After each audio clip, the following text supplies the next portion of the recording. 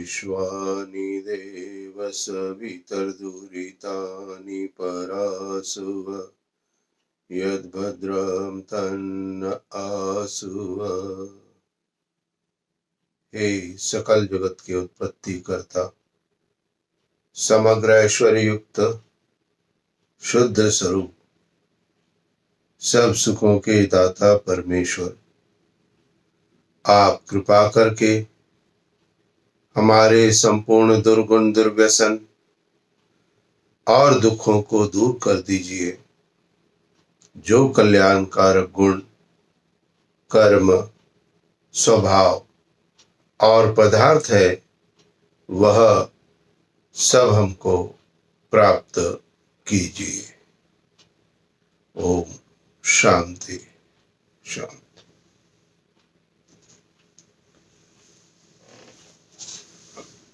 आज गीता के अध्याय के अंतर्गत हम 6ठे अध्याय का प्रारंभ करेंगे। बहुत अधिक ज्ञान की बातें जो कि अनेकों गुण विषय हमारे व्यक्तिगत जीवन के कर्म के अनुसार है, उन सब का विवरण बहुत ही सरल रूप में इसके अंदर दिया गया है।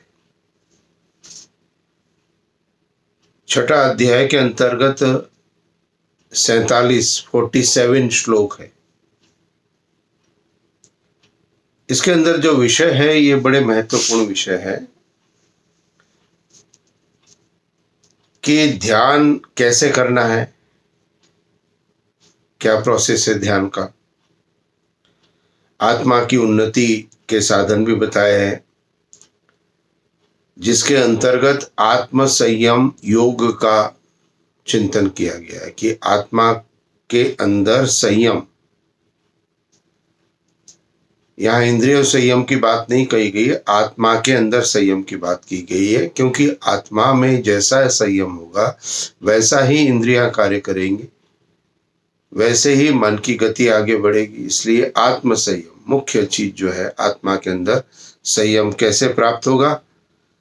और जो व्यक्ति परमात्मा की स्थिति के अंदर में प्राप्त होने जा रहे हैं, जिनको कि योगी कहा गया है, ध्यान करेंगे। जहां पर भी वेद के अंदर पुरुष शब्द का प्रयोग होता है, वहां पे केवल पुरुषों के लिए ऐसा नहीं है, वहां पुरुष और स्त्री दोनों के लिए है। तो पुरुषेते इति पुरुषः, जो इस पुरी के अंदर में स्थित है, पुरी यानी कि शरीर के अंदर स्थित है, वह पुरुष कहलाता है। तो ये सभी महत्वपूर्ण विषयों का आज हम चिंतन करेंगे, थोड़ा विचार करेंगे। तो योगीराज श्री कृष्ण पिछले संदर्भ से आगे चलते हैं। 6ठे अध्याय का पहला श्लोक, अनाश्रित कर्म फलम कार्य कर्म करोति यः स सन्यासी च योगी च न निरग्निय चाक्रिय। जो पुरुष कर्म फल का आश्रय न लेकर करने योग्य कर्म करता है, वह सन्यासी तथा योगी है। अब सन्यासी और योगी कौन है? जो कि कर्म फल का आश्रय नहीं लेता है। आगे लिखा है कि केवल अग्नि का त्याग करने वाला सन्यासी नहीं है, और केवल क्रियाओं का त्याग करने वाला भी योगी नहीं है। अब सन्यासी जब सन्यास को धारण करता है तो अग्नि का त्याग करता है। अग्नि से त्याग से तात्पर्य है कि जो भौतिक अग्नि जो यज्ञ की है, उस भौतिक यज्ञ को वो करने का अधिकारी, न कराने का अधिकारी होता है। अर्थात सन्यासी अग्नि का त्याग कर देता है तो वह निश्चित रूप से न यज्ञ करने का न कराने का अधिकारी बनता है। तो ऐसी अवस्था में उसको क्या करना है, क्या निर्देश है? भौतिक यज्ञ तो नहीं कर सकता, न करा सकता है, तो उससे को कहा गया आध्यात्मिक यज्ञ करो। भौतिक यज्ञ के अंतर्गत जो जो हमने क्रियाएं की थी, उन क्रियाओं को जीवन में धारण करना ही सन्यास है। और इसीलिए यहाँ पर लिखा गया है कि जो केवल अग्नि का त्याग करता है और सन्यासी हो जाता है, वह सन्यासी नहीं है। इसके इतर उस अग्नि के जो भी भाव थे, यज्ञ के जो भी आधार थे, उन आधारों को उसने अपने जीवन में धारण कर लिया। और योगी के लिए क्या कहा? कर्म केवल क्रियाओं का त्याग करने वाला, क्रियाओं का त्याग करने वाला, अर्थात केवल क्रियाओं का जो त्याग कर रहा है वो भी योगी नहीं है। केवल छोड़ दिया भाई कर्म मैंने नहीं करना है, तो ऐसा व्यक्ति योगी नहीं है। वैसे ही योगी के लिए कर्म तो करना आवश्यक है, लेकिन उन कर्मों के अंदर आसक्ति का त्याग करना है। आगे दूसरे श्लोक में लिखा गया कि हे अर्जुन, जिसको सन्यास ऐसा कहते हैं, उसी को तू योग जान, क्योंकि संकल्पों का त्याग न करने वाला कोई भी पुरुष योगी नहीं होता है। योगी के लिए कहा गया कि सारी प्रकार की वासनाएं, इच्छाओं का त्याग करना है। त्याग करके क्या करना है भी? त्याग करके हमको आगे बढ़ना है अपने जीवन के अंदर में, और उस आगे बढ़ने के अंदर इन बातों को प्रवृत्त करना है। योग में आरूढ़ होने वाले की इच्छा वाले मननशील पुरुष के लिए योग की प्राप्ति में निष्काम भाव से कर्म ही हेतु कहा जाता है। निष्काम भाव से कर्म करना है, और योगारूढ़ हो जाने पर उस योगारूढ़ पुरुष का जो सर्व संकल्पों का अभाव है, वही कल्याण में हेतु कहा जाता है। तो जो सर्व संकल्पों का जो त्याग किया है योगी ने, वही उसके लिए मुख्य हो जाता है। 5वें श्लोक से 10वें श्लोक तक आत्मा को किस प्रकार से हम उन्नत करें, आत्मा के उद्धार के लिए हमें क्या क्या करना है, इन बातों का चिंतन और विवरण दिया गया है। तो क्या कहा है 5वें श्लोक के अंतर्गत? कि अपने द्वारा अपना संसार समुद्र से उद्धार करे और अपने को अधोगति में न डाले, क्योंकि यह मनुष्य आप ही तो अपना मित्र है और आप ही अपना शत्रु है। किसी व्यक्ति की आत्मा की उन्नति है, इसलिए उन्नति है क्योंकि उसने अपनी आत्मा को अपना मित्र बनाया। और कोई व्यक्ति इसीलिए अधोगति की तरफ जा रहा है कि वो अपनी आत्मा को जो है पाप कर्म की तरफ प्रवृत्त कर रहा है। तो ये आत्मा स्वयं का ही शत्रु भी है, मित्र भी है। और आत्मा के लिए कहा जाता है कि जब भी किसी की मृत्यु हो रही, स्वर्ग की तरफ जाना है। और पूछते हैं भाई स्वर्ग कहाँ पर है, तो क्या उत्तर देते हैं कि ऊपर की तरफ उंगली दिखा देते हैं। और नरक में जाना है, नरक कहाँ है, तो नीचे की तरफ उंगली दिखाते हैं। ऐसा नहीं है कि कहीं स्वर्ग बहुत ऊपर है, कहीं अलग है, और नरक कहीं नीचे है। जब आप अपनी आत्मा के अंदर संयम को खो देते हो, आत्मा की शक्ति को खो देते हो, तब आप नीचे की तरफ अर्थात अधोगति की तरफ जाते हैं, अर्थात मेरी आत्मा नरक में जा रही है। और इसके विपरीत जब आत्मा की उन्नति शुभ विचारों के द्वारा, शुभ कर्म के द्वारा हम करते हैं, तो हमें हमारी आत्मा कहाँ जा रही? स्वर्ग की ओर प्रस्थान कर रही है। सतत हमें प्रयत्न करना है कि हमें आत्मा की उन्नति करना है। और यही यहाँ कहा गया कि आत्मा ही आपका शत्रु है, आत्मा ही आपका मित्र है। आत्मा को जिस संस्कारों में डालोगे, जिन विचारों में डालोगे, जिन संबंधों में डालोगे, जिन मित्रताओं को डालोगे, उसके सारे प्रभाव आत्मा के ऊपर पड़ने वाले हैं, और उसी के हिसाब से व्यक्ति स्वर्ग या नरक की गति को प्राप्त होता है। 6ठे श्लोक में बताया है कि जिस जीवात्मा द्वारा मन और इंद्रियों सहित शरीर जीता हुआ है, उस जीवात्मा का तो वह आप ही मित्र है। जिसने इंद्रियों को जीत लिया वो आत्मा उसका मित्र हो जाता है। मन को जीत लिया, मित्र हो गया है। और जिसके द्वारा मन और इंद्रियों सहित शरीर नहीं जीता गया, उसके लिए वो आप ही शत्रु के सदृश शत्रुता में बरतता है। तो यह आत्मा के अंदर यदि मन, इंद्रियां और शरीर तीनों को यदि व्यक्ति ने जीता नहीं है, अर्थात यह पवित्रता नहीं है या कर्म करने में उत्तमता में प्रवृत्त नहीं है, तो यह आप ही शत्रु में बदलता है। और ये मित्रता शत्रुता के भाव हमारे अंदर परिवर्तित होते रहते हैं। किसी व्यक्ति ने यदि संकल्प लिया कि चलो क्रोध नहीं करना है या अपनी इंद्रियों को आज से वश में रखना है, वो संकल्प कई बार टूट जाते हैं। और जब संकल्प टूट जाते हैं तो हम क्या करते हैं? हम दोबारा उस संकल्प को धारण नहीं करते। जो एक बार टूट गया तो फिर हम टूटा ही रहने देते हैं, उसको ऐसा नहीं करना है। यदि मान लीजिए कभी परिस्थितियां हो जाती है, कभी ऐसी स्थिति हो जाती है क्योंकि हमारी आत्मा, मन, इंद्रियां अभी इतना सशक्त नहीं हुई है, तो हो सकता है मेरे संकल्प को मैं तोड़ दूं और जैसे ही टूटे और मुझे आभास हो जाए कि ये मैंने गलत किया है, तुरंत ही दोबारा से संकल्प लेके उसको अपने जीवन में डालना प्रारंभ करना है। तो आत्मा की उन्नति भी यहाँ पर 6 अध्याय के अंदर में बताया गया है कि प्रत्येक मनुष्य को अपनी आत्मा की उन्नति भी करनी है। और आत्मा की उन्नति के साथ आत्मा को क्या करना है? कैसे उन्नति होगी आत्मा की? कहा कि परमात्मा में लगाएं इसको। किस में लगाना है? परमात्मा में।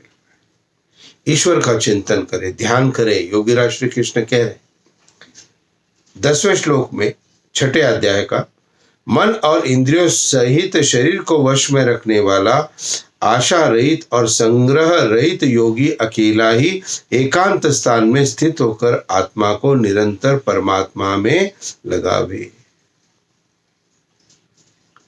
परमात्मा में लगाना है अपनी आत्मा। यहां परमात्मा की स्थिति को बताया कि परमात्मा सर्वोपरि है। इसलिए हे अर्जुन, तो अपने मन और इंद्रियों को वश में रखते हुए अपनी आत्मा को परमात्मा में स्थिर कर। आगे 11वें श्लोक से 32वें श्लोक तक ध्यान योग, इसको आप अवश्य ही गीता के अंदर पढ़ें। कैसे हमें ध्यान योग की तरफ जाना है, कैसे हमें ध्यान करना है, कैसे हमें परमात्मा की सानिध्य को प्राप्त करना है। तो क्या कहा है 11वें श्लोक में? शुचौ देशे प्रतिष्ठाप्य स्थिरम आसन आत्मनः। शुद्ध भूमि में जिसके ऊपर क्रमशः कुशा, मृगशाला आदि वस्त्र बिछे हैं, जो न बहुत ऊंचा है और न बहुत नीचा है, ऐसे अपने आसन को स्थिर स्थापन करके। ध्यान के लिए जब भी आप बैठेंगे तो यहाँ का स्थिर स्थापन करके, अर्थात अपने आसन के अंदर स्थिरता को लाना है। आसन बहुत ज्यादा ऊंचा भी नहीं हो, बहुत ज्यादा नीचा भी नहीं हो। इसका तात्पर्य क्या है? इसका तात्पर्य है जिस आसन में हमें सुख प्रतीत होता है। बहुत ज्यादा नीचे होगा तो दिक्कत हो जाएगी, बहुत ज्यादा ऊंचा हो गया तो भी दिक्कत होगी। और महर्षि पतंजलि भी योग दर्शन में आसन के लिए एक सूत्र देते हैं, स्थिर सुखम आसनम। जिस आसन में आपको सुख प्रतीत हो, उस आसन में बैठ करके परमात्मा का ध्यान करो। तो ध्यान योग विषय में सबसे पहले आसन के लिए कहा कि भाई आपका आसन स्थिर करें। फिर क्या करना है आगे? उस आसन पर बैठकर चित्त और इंद्रियों की क्रियाओं को वश में रखते हुए मन को एकाग्र करके अंतःकरण शुद्धि के लिए योग का अभ्यास करें। आसन में बैठ गया, फिर क्या करना है? चित्त और इंद्रियों को वश में करना है। चित्त क्या करता है? सोच विचार। बैठ तो गए हम लोग, आंखें भी बंद कर दी, लेकिन मन क्या सोच रहा है? मन सोच रहा है कि मुझे बाद में क्या काम करना है, ये घर का काम ये करना है, बच्चे की व्यवस्था है, पति पत्नी की व्यवस्था है, बाहर के मित्रों की कोई बात है। अब ये मन और चित्त और इंद्रियां, इनको एकाग्र करना है, वश में करना है। इनकी दौड़ बाहर जा रही है। अब इनको अंदर वश में करने की क्या प्रक्रिया है? इसको अभ्यास करना है अपनी नासिका के अग्रभाग में दृष्टि जमा कर। ये अगले श्लोक में बताए। काया, सिर और गले को समान और अचल धारण करके, अर्थात काया यानी कि रीढ़ की हड्डी, पीछे पीठ, सिर और गले को यानी कि आपका पीछे और रीढ़ की हड्डी और गला, ये सभी स्थिर होने चाहिए आपके। स्थिर होने से तात्पर्य है कि एक सीध में होनी चाहिए। अपनी नासिका के अग्रभाग में दृष्टि जमा करके, नासिका के अग्रभाग में, आंखें बंद है लेकिन नासिका के अग्रभाग में हमने अपना चिंतन किया है, या श्वास प्रश्वास के अंदर हमने अपना चिंतन किया, तो कहीं पर भी अपने मन को स्थिर करना है। और यह प्रक्रिया करने से आपका क्या हो जाता है? आपका मन, अंत और इंद्रियां, चित्त और इंद्रियां एकाग्र हो जाती है। चित्त और इंद्रियां, और चित्त और इंद्रियां एकाग्र होने के बाद में क्या करें कि शुद्धि के लिए, अंतःकरण की शुद्धि के लिए योगाभ्यास करें। अपने आप को देखें, अपने आप में विचार करें कि मुझ में क्या ठीक है, क्या नहीं है, क्या सही है, क्या गलत है, और जो है उसको सुधारने का हम प्रयत्न करें। तो यह बात किस प्रकार से हम आगे ध्यान योग में प्रवृत्त हो, इसकी प्रारंभिक अवस्था बताई गई है।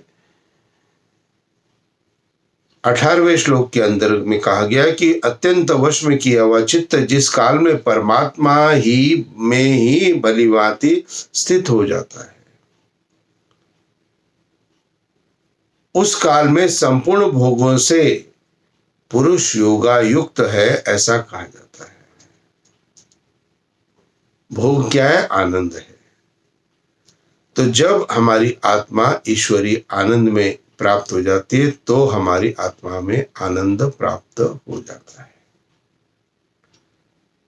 तो गीता के अंदर 6ठे अध्याय में बहुत सुंदर तरीके से बताया कि किस प्रकार से आपको ईश्वर के ध्यान के लिए प्रक्रियाओं को करना है, स्टेप बाय स्टेप कैसे आगे आगे चलना है, बहुत सरलतम विधि के द्वारा, माध्यम से, जो कि उपनिषद और वेदों का माध्यम है, उसी माध्यम से बताते हुए कहा है कि किस प्रकार से ध्यान में हम जो है अपने आप को आत्मा के द्वारा परमात्मा में स्थिर करना है, परमात्मा की समीपता को प्राप्त करना है।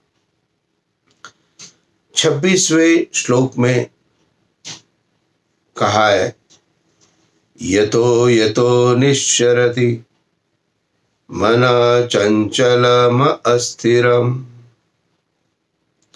यह स्थिर न रहने वाला और चंचल मन जिस जिस शब्द आदि विषयों के निमित्त में संसार में विचरता है, उस विषय में रोक कर यानी हटाकर इसे बार बार परमात्मा में ही निरुद्ध करें।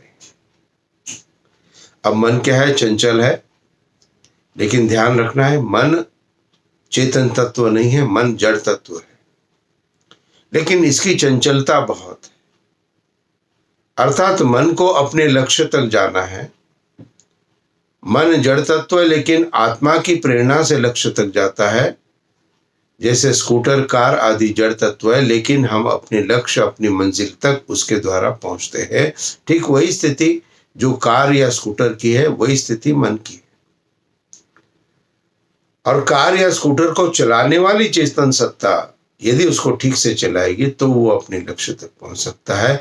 ऐसे ही हमारी आत्मा के अंदर हम चलाने वाले हैं और मन को चलाते हैं हम अच्छे या बुरे कर्मों की तरफ। तो कहा ये चंचल मन जो कि भागता है इधर उधर, इसको उस विषय से रोककर कोई भी विषय आ सकता है हमारे अंदर, कोई भी हमारे अंदर में किसी भी चीज की विचार आ सकते हैं, कोई भी आसक्ति आ सकती है, कोई भी वासना आ सकती है, कोई भी ईर्ष्या द्वेष कुछ भी आ सकता है। उससे हमें मन को रोकना है और रोक करके क्या करना है, परमात्मा में स्थिर करना है। उस विषय से रोककर यानी हटाकर इसे बार बार परमात्मा में ही निरुद्ध करें, बार बार अभ्यास करें। बहुत से लोग कहते हैं आचार्य जी ध्यान मन बहुत करना चाहते हैं लेकिन ध्यान मन नहीं लगता है। तो मेरा उत्तर यही होता है, जो व्यक्ति अपना ध्यान मन नहीं लगाना चाहता उसका ध्यान मन कभी नहीं लगेगा, और जो ध्यान मन लगाना चाहता है वो थोड़ा थोड़ा अभ्यास करता जाएगा तो धीरे धीरे उस अभ्यास से उसे वो प्राप्ति हो जाएगी। कोई भी चीज है जिसको आप नया सीखना चाहते, करना चाहते हैं, आप कहेंगे कार मैं चला ही नहीं सकता, चला ही नहीं पाता हूँ, अरे आप चलाना तो सीखो ना उसको, आप चलाने का तो अभ्यास करो ना उसको। और जो चलाने का अभ्यास करता है तो बड़ा आसान लगता है। तो यही बात मन के साथ है, कहा कि मन को जो है वहां से विषय से हटाना है। अब विषय से कैसे हटाएं? बहुत से लोगों को डायबिटीज होती है, और डायबिटीज वाले व्यक्ति को क्या खाने का मन करता है? मीठा। अब मन को विषय से कैसे हटाए उसका एक अभ्यास मैं आपको बता रहा हूं। डायबिटीज है, मीठा नहीं खाना है, तो उसके लिए क्या अभ्यास करना है? तो मैं क्या कहता हूं कि सुबह जाकर के 10-11 बजे एक अच्छी मिठाई वाली दुकान से अच्छे वाले रसगुल्ले 5 या 6 पीस लेकर के आने। उन रसगुल्लों को लाकर के डाइनिंग टेबल पर कमरे की एक कांच के बॉल में उसको रखना है और ढक देना है। आपको डायबिटीज है, आप ही जाकर के रसगुल्ले लाए, आपने ही कांच के बॉल में उसको रखा, आपने उसको ढक दिया। अब सुबह से शाम तक आपने क्या करना है? आपने उस विषय से अपने मन को हटाना है। अर्थात रसगुल्ले देखने तो है लेकिन खाना नहीं है। दिखाई दे रहा है मुझे, मेरी पहुंच में है, घर में कोई नहीं है, चाहूं तो मैं उसको खा सकता हूं, लेकिन मुझे इसका अभ्यास करना है कि उसको नहीं खाना है। और शाम को जब बच्चे परिवार के अन्य लोग घर पर आ जाए, सबको एक एक अपने हाथ से दे दीजिए और कहो जी आज मैंने अभ्यास किया, आज मैंने इसको दिखाया और नहीं खाया है। ठीक इसी प्रकार से जिन जिन विषयों में हमारा मन लगता है, जो जो चीजें हमें करनी है, उसका अभ्यास परिस्थिति उत्पन्न होने के बाद करने का प्रयत्न करें, और उस प्रयत्न से ही आपका परमात्मा की प्राप्ति का साधन जो मन है, ये मन परमात्मा में स्थिर हो सकता है। का एक ही भाव हुए योगी को उत्तम आनंद प्राप्त होता है। उत्तम आनंद, आनंद भी नहीं कहा, उत्तम आनंद प्राप्त होता है। और उत्तम आनंद प्राप्त जिस दिन आपको होता है, उस दिन क्या होता है? उस दिन आप जब भी कभी प्रवचन सुनने के बाद या भजन सुनने के बाद या अपनी प्रार्थना दैनिक जो आप करते हो उसको करने के बाद जब आप खड़े होते हो तो क्या कहते हो? आज बड़ा मुझे आनंद आया, आज मुझे बहुत आनंद आया। तो ये आनंद शरीर को नहीं आया क्योंकि आप तो बैठे थे एक ही जगह। आनंद आत्मा को आया क्योंकि आत्मा परमात्मा की समीपता में चली गई थी। ऐसे क्षण कभी कभी हमारे जीवन में आते हैं। प्रयत्न करें कि यह क्षण प्रत्येक प्रार्थना, प्रत्येक दिन प्रार्थना के बाद मुझे प्राप्त। जब भी मैं प्रार्थना में बैठूं, ध्यान मन की एकाग्रता कैसे करनी है, ये सभी इस 6 अध्याय के अंदर बताया गया है और बड़े सरलतम अभ्यास है। इसको करने में कोई भी हमें परेशानी नहीं है। लेकिन होता क्यों नहीं है? क्योंकि हमारे अंदर करने की चाह उत्पन्न नहीं हुई। जिस क्षण आपके अंदर उस परमात्मा के सानिध्य को प्राप्त करने की चाह उत्पन्न हो जाएगी, बस आपकी दिशा और दशा ये सब बदलना प्रारंभ हो जाएगा। तो अगले 28वें श्लोक में कहा कि वह पाप रहित योगी इस प्रकार निरंतर आत्मा को परमात्मा में लगाता हुआ सुखपूर्वक परब्रह्म की परमात्मा की प्राप्ति रूप अनंत आनंद का अनुभव करता है। वह पाप रहित योगी इस प्रकार निरंतर आत्मा को परमात्मा में लगाता हुआ सुखपूर्वक परब्रह्म परमात्मा की प्राप्ति रूप अनंत आनंद का अनुभव करता है। अनंत आनंद क्या है? हर समय वह आनंद का अनुभव करता है। हर समय आनंद के अनुभव की इस प्रक्रिया में हमें जाना है कि हमारे क्या हो, हर समय हमें आनंद प्राप्त हो। आगे मन का निग्रह कैसे करना है यह भी बताया गया है। श्लोक संख्या 33 से लेके 36 तक क्या कहा? मन को कैसे वश में करना है कि जो ये योग से अपने संभाव से कहा है, मन के चंचल होने से मैं इसकी नित्य स्थिति नहीं देखता हूं। अर्थात मन को नियंत्रित करने के लिए अभ्यास करते हुए आगे बढ़ना है और जितना आप अभ्यास आगे करते जाएंगे उतना आपके जीवन में उन्नति प्राप्त होती चली जाएगी। ध्यान योग की महिमा श्लोक संख्या 37 से 47 तक यानी अंतिम श्लोक तक ध्यान योग की महिमा और योग भ्रष्ट पुरुष क्या है उसके ऊपर भी चिंतन दिया है। तो इसको जब हम पढ़ेंगे तो निश्चित रूप से हम जान सकेंगे कि किस प्रकार से ध्यान योग के द्वारा बुद्धि संयोग को और संबुद्धि रूप योग के संस्कारों को अनायास ही प्राप्त हो जाते हैं। उसके लिए प्रभाव से वह फिर परमात्मा की प्राप्ति रूप सिद्धि के लिए पहले से भी बढ़कर प्रयत्न करता है।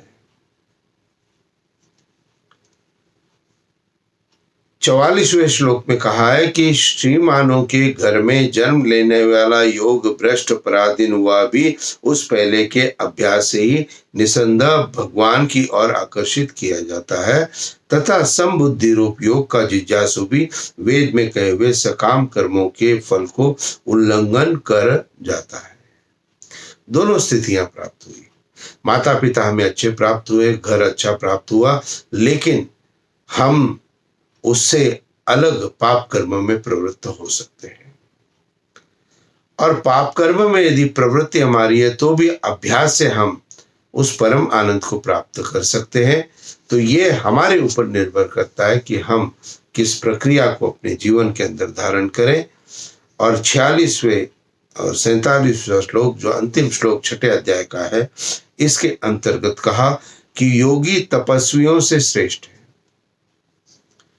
जो योगी है वो तपस्वियों से भी श्रेष्ठ है, क्योंकि तपस्वी केवल तपस्या कर रहा है, ईश्वर का ध्यान कर रहा है, लेकिन योगी ने अपने मन और इंद्रियों को अपने वश में कर लिया है। योगी ने क्या किया है? मन और इंद्रियों को अपने वश में कर लिया है। इसलिए योगी क्या है? योगी अपने सभी भी तपस्वियों से भी श्रेष्ठ कहा गया है कि तपस्वियों से भी श्रेष्ठ जो है वह योगी है। आगे चिंतन में दिया कि किस प्रकार से हमें अपने जीवन के अंदर चिंतन को लाना है, किस प्रकार से हमें आगे बढ़ना है, किस प्रकार से हमें आगे जाना है। तो यह विवरण आगे बताया गया। योगी तपस्वियों से श्रेष्ठ है, शास्त्र ज्ञानियों से भी श्रेष्ठ माना गया है। शास्त्र वो ज्ञानियों से भी श्रेष्ठ माना गया है और सकाम कर्म करने वालों से भी योगी श्रेष्ठ है। बहुत अधिक अच्छा काम करते हैं लेकिन अपना नाम उसके साथ चाहते हैं, उससे भी अच्छा जो है वो योगी है, जो कि आसक्ति रहित कर्म करता है, वो श्रेष्ठ है। इसलिए हे अर्जुन, तू योगी हो जा। योगी हो जा से तात्पर्य यह है कि अपने मन और इंद्रियों को अब नियंत्रित कर और निश्चित रूप से तू युद्ध के लिए तैयार हो जा। तो ये छठे अध्याय के अंतर्गत हमने आज चिंतन किया कि किस प्रकार से अपने जीवन में आगे जाना है। अब मुझे एक आध प्रश्न ये आया था कि आचार्य जी, हम किस प्रकार से आपके सारे वीडियो को देख सकते हैं? तो मैं थोड़ा आपको दिखाता हूं कि किस प्रकार से आप जो है उसको देख सकते हैं। देखिए, जहां YouTube के अंदर में मेरे दिखाई आपको नहीं दे रहा है शायद इसमें, हाँ, यहाँ पर जैसे आप मेरा वीडियो खोलेंगे तो यहाँ पर एक छोटे से गोले के अंदर मेरा फोटो है। इस फोटो के ऊपर आप क्लिक करेंगे तो एक विंडो और खुल जाएगी और इस विंडो में ऊपर है होम, वीडियो, प्लेलिस्ट और चैनल आदि लिखा हुआ है। तो वहां पर छोटे से फोटो पर जब आपने किया था, इसके बाद में ये विंडो खुल गई। अब यहाँ वीडियोस ऊपर आएगा, इस वीडियोस को आप दबा देंगे तो आप देखते हैं कि मेरे सारे वीडियो जो भी है 30-31 वीडियो मैंने डाले हैं अब तक, ये सारे के सारे वीडियो क्रमशः नीचे से ऊपर, सबसे पहला डला हुआ सबसे नीचे, फिर ऊपर आता जाएगा। इसमें आप सत्यार प्रकाश के 10 समोल्लास के क्रम भी इसमें प्राप्त हो जाएंगे। और जैसे आपको प्रथम समोल्लास पढ़ना है तो ये प्रथम समोल्लास के ऊपर आप क्लिक करेंगे तो ये प्रथम समोल्लास का खुल जाएगा और इसको आप सुनना और देखना प्रारंभ कर देंगे। तो ये थोड़ा सा मैंने अपडेट किया है कि जो भी आपको वीडियो आप देखते हो, उस वीडियो के अंतर्गत आप जो है, जो मेरा छोटा सा फोटो है उसको आप क्लिक करेंगे तो वीडियोस ऊपर आएगा और वीडियोस के ऊपर क्लिक करने से आप जो है मेरे सारे वीडियोस के अंदर आ जाएंगे। तो जो भी आपको देखना हो उन सभी वीडियोस को आप देख सकते हो। तो ये थोड़ा आपके संदर्भ के लिए मैंने बताया कि किस प्रकार से आप मेरे सारे वीडियोस को प्राप्त कर सकते हैं। बहुत अच्छा लोगों का रिस्पांस मुझे प्राप्त हो रहा है, मुझे प्रसन्नता है। आपने मुझे इतना योग्य माना, मुझे मान्यता दी और मेरा जो एक निश्चय लेके चला था मैं कि धीरे धीरे इस ज्ञान गंगा में हमारा प्रवाह निरंतर चलता रहेगा। जब तक जीवन है तब तक यह उपदेश का क्रम चलता रहेगा। आशा करता हूं कि प्रत्येक दिन आप देखने का प्रयत्न करें जिससे कोई चीज आपसे छूटे नहीं, और कहीं भी चलते फिरते सुन लीजिए, बैठ करके सुन लीजिए, परिवार के साथ बैठ के टीवी पे देख लीजिए। तो ये आपके ऊपर निर्भर करता है किस प्रकार से आप उस पूरे वीडियो को अंतर्गत जो भी बात कही गई है उसको आप समझ पाते हो। आपके लिए ईश्वर से प्रार्थना करते हुए अपनी वाणी को विराम देता हूँ। अन्य लोगों को भी प्रेरणा दें, उनके पास आप मेरे वीडियो फॉरवर्ड कर सकते हैं, उनको सब्सक्राइब करने के लिए आप कह सकते हैं, जिससे सब्सक्रिप्शन में एक लाभ ये हो जाता है कि आप जब भी कभी YouTube खोलेंगे तो मेरा सब्सक्राइब किया हुआ उस दिन का अपलोड वाला वीडियो सबसे पहले ऊपर आपको दिखाई देगा अपने आप से, आपको सर्च में नहीं जाना पड़ेगा। तो इसलिए सब्सक्राइब जरूर करें, जिससे मेरे वीडियो YouTube में जब भी आप खोलें तो मेरे अपलोड करने के बाद में, जब मैं अपलोड करूंगा उसके बाद में आपके YouTube के ऊपर सबसे ऊपर वो आ जाएगा, उसको आप देख सकते हो। ईश्वर से प्रार्थना कि आप सभी स्वस्थ रहें और घर के अंदर ही रहें, अपने स्वास्थ्य का पालन करें और आगे हम उस जो भी निर्देश है उन निर्देशों का यथावत पालन करते हुए अपने जीवन में आगे बढ़ने का प्रयत्न करें। मैं स्वतः भी अभी निश्चय कर रहा हूं कि 1 मई तक, मई भी पूरा, और अभी 2-3 मई तक लॉकडाउन है, लेकिन मैं निश्चय कर रहा हूँ अपने में, स्वयं में, कि 20 मई तक भी मैं शायद अपनी व्यवस्था में रहूँगा और उसके बाद ही निश्चय करूँगा कि मुझे आगे क्या करना है। मेरी पहुँच आप तक वीडियो के माध्यम से है। समझ लीजिए आप मेरा वीडियो देख रहे हैं तो मेरा आशीर्वाद, मेरी शुभकामनाएं आपको प्राप्त हो रही है। इति ओम शांति।